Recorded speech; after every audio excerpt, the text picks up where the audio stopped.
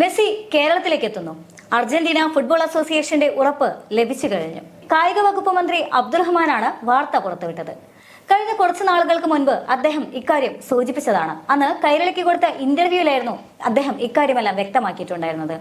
താനൊരു ഇമെയിൽ അയച്ചിട്ടുണ്ടായിരുന്നുവെന്നും ആ ഇമെയിലിന് മറുപടി സന്ദേശം ലഭിച്ചുവെന്നും അതുകൊണ്ട് തന്നെ മെസ്സിയും ടീമും, അതായത് അർജന്റീന ടീം കേരളത്തിലേക്ക് എത്തുമെന്നുള്ള കാര്യത്തിൽ ഉറപ്പ് ലഭിച്ചിട്ടുണ്ടെന്നും അദ്ദേഹം സൂചിപ്പിച്ചിരുന്നു.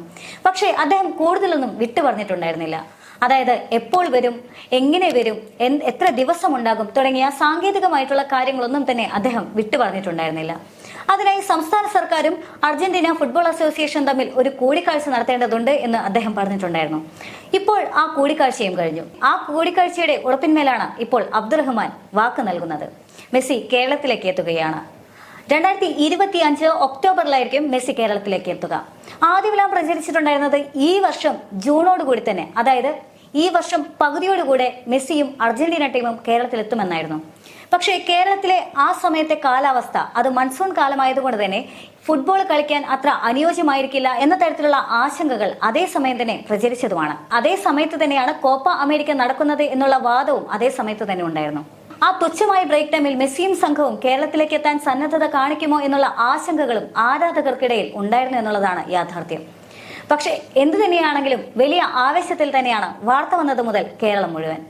ലോകകപ്പ് വിജയികളായ മുഴുവൻ ടീമുകളും കേരളത്തിൽ വരാൻ ആഗ്രഹം പ്രകടിപ്പിച്ചിട്ടുണ്ടെന്നാണ് അവർ അറിയിച്ചത്. എല്ലാ കളിക്കാർക്കും കേരളത്തിൽ വരാൻ താല്പര്യമുണ്ട്. അവരുടെ ക്യാപ്റ്റൻ അടക്കമുള്ള ആളുകൾ, മെസ്സി അടക്കമുള്ള ആളുകൾക്ക് കേരളത്തിൽ വരാൻ ആഗ്രഹം പ്രകടിപ്പിച്ചിട്ടുണ്ട്. നമ്മുടെ നാട്ടിലെ അർജന്റീന ഫാൻസിൻ്റെ കാര്യങ്ങളൊക്കെ അവർ നന്നായി പറഞ്ഞു. അവർ യോഗം ആരംഭിക്കുന്നതിന് മുമ്പ് തന്നെ പറഞ്ഞത് ആ കാര്യങ്ങളാണ്. അപ്പോൾ എന്തുകൊണ്ടും അത്തരത്തിലൊരു മത്സരം സംഘടിപ്പിക്കാനുള്ള ശ്രമം നടത്തുകയാണ്. ഏറ്റവും അധികം ഫുട്ബോളിന് ആരാധകരുള്ളത് ഇംഗ്ലണ്ടിലാണ്. പലപ്പോഴും അവിടെ ആഭ്യന്തര സംഘർഷങ്ങളും കലഹങ്ങളും പോലും ഇതേ ചൊല്ലി ഉണ്ടായിട്ടുമുണ്ട്. എന്നാൽ ഇംഗ്ലണ്ടിനെ മാറ്റി നിർത്തിയാൽ പിന്നെ ഏറ്റവും കൂടുതൽ ആരാധകരുള്ളത്, അതായത് ഫുട്ബോളിന് ഏറ്റവും കൂടുതൽ ആരാധകരുള്ളത് ഇന്ത്യയിലാണ്. അതേ ഇന്ത്യയിൽ തന്നെ ഏറ്റവും കൂടുതൽ ആരാധകരുള്ളത് ഇങ്ങ് കേരളത്തിലാണ്. ഇതേ കേരളത്തിൽ തന്നെ ഏറ്റവും കൂടുതൽ ആരാധകരുള്ളത് മലപ്പുറത്താണ്. അതൊരു യാഥാർത്ഥ്യമാണ്. അത് തന്നെയാണ് കഴിഞ്ഞ ലോകകപ്പിന്റെ സമയത്തെല്ലാം നമ്മൾ കണ്ടത്. പുല്ലാവൂർ പുഴയിൽ സ്ഥാപിച്ച കട്ടൗട്ടുകൾ ലോക ശ്രദ്ധയാണ് നേടിയിരുന്നത്. മെസ്സിയുടെയും റൊണാൾഡോയുടെയും നെയ്മറിന്റെയും കട്ടൗട്ടുകൾ ലോക ശ്രദ്ധ തന്നെ ആകർഷിച്ചിരുന്നു. മാത്രമല്ല ഈ കട്ടൗട്ടുകൾ ഫിഫ തന്റെ ഒഫീഷ്യൽ പേജ് വഴി പ്രചരിപ്പിക്കുക ചെയ്തിരുന്നു. അത് കേരളത്തിന് ലഭിച്ച ഏറ്റവും വലിയ അംഗീകാരവുമായിരുന്നു. അതുകൊണ്ട് തന്നെ ഇനിയിപ്പോൾ മെസ്സിക്കോ അർജന്റീന ടീമിനോ കേരളമെന്ന് പരിചയപ്പെടുത്തേണ്ട ആവശ്യമില്ല. കാരണം കേരളം അത്ര കണ്ടു തന്നെ അന്ന് ഫേമസ് ആയിരുന്നു. കേരളത്തിലെ ഫുട്ബോൾ ആരാധന ലോകം മുഴുവൻ അറിഞ്ഞതുമാണ്. ആ ഫുട്ബോൾ ആരാധകർക്ക് ഇടയിലേക്കാണ് മെസ്സിയും സംഘവും എത്തുന്നത്. 2 സൗഹൃദ മത്സരങ്ങളായിരിക്കും ഇവിടെ നടക്കാനിരിക്കുന്നത്. ആ മത്സരത്തിൽ പക്ഷേ ഏത് ടീമുകളാണ് പങ്കെടുക്കുക എന്ന കാര്യത്തിൽ ഇതുവരെയും തീരുമാനമായിട്ടില്ല. മാത്രമല്ല ഏത് ഗ്രൗണ്ട്, അതായത് എവിടെയായിരിക്കും കളി നടക്കുക എന്നുള്ള കാര്യത്തിലും തീരുമാനമായിട്ടില്ല. പക്ഷേ ഇതുമായി ബന്ധപ്പെട്ട് ആദ്യവും നമ്മൾ ചർച്ച ചെയ്തതാണ്, വാർത്തകൾ നൽകിയതാണ്. അതേ സമയത്ത് ആളുകൾ പറഞ്ഞിട്ടുണ്ടായിരുന്നത് ഏറ്റവും ഉചിതം കൊച്ചി തന്നെയായിരിക്കുമെന്നായിരുന്നു. പക്ഷേ കളി എവിടെയാണെങ്കിലും ആരാധകർ നിറഞ്ഞു കൂടുമെന്ന കാര്യത്തിൽ യാതൊരു സംശയവുമില്ല എന്നതാണ് മറ്റൊരു വസ്തുത.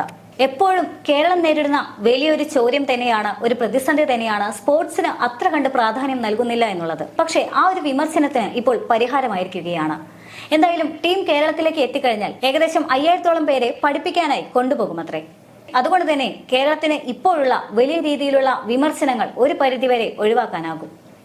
ഇനി മറ്റൊരു കാര്യം, എങ്ങനെയാണ് ഇതിനെ സാമ്പത്തികമായി മീറ്റ് ചെയ്യുന്നത് എന്നുള്ളതാണ്. കേരളം എപ്പോഴും പറയുന്നത് വലിയ സാമ്പത്തിക പ്രതിസന്ധിയിലാണ് എന്നുള്ളതാണ്. പക്ഷെ എന്നിരുന്നാലും അന്ന് അബ്ദുറഹ്മാൻ ഇമെയിൽ സന്ദേശം അയക്കുന്ന സമയത്ത് 500 കോടി രൂപയാണ് മീറ്റ് ചെയ്യേണ്ടതെന്ന് പറഞ്ഞിട്ടുണ്ടായിരുന്നു. അതേസമയം തന്നെ ഇന്ത്യയിലേക്ക് അർജന്റീന ടീം വരാനുള്ള സന്നദ്ധതയും അറിയിച്ചതാണ്. പക്ഷെ ഇത്ര വലിയൊരു തുക മീറ്റ് ചെയ്യാൻ സാധിക്കില്ല, അല്ലെങ്കിൽ ഇത്ര വലിയൊരു തുക കണ്ടെത്താനായി സാധിക്കില്ല എന്ന് അറിയിച്ചതിനെ തുടർന്ന് അബ്ദുറഹ്മാൻ അന്ന് അത് ഏറ്റെടുക്കുകയായിരുന്നു. എത്ര ഫണ്ട് തന്നെയാണെങ്കിലും കേരളം അതിന് തയ്യാറാണെന്ന് എന്നായിരുന്നു അദ്ദേഹം അന്ന് പറഞ്ഞിട്ടുണ്ടായിരുന്നത്.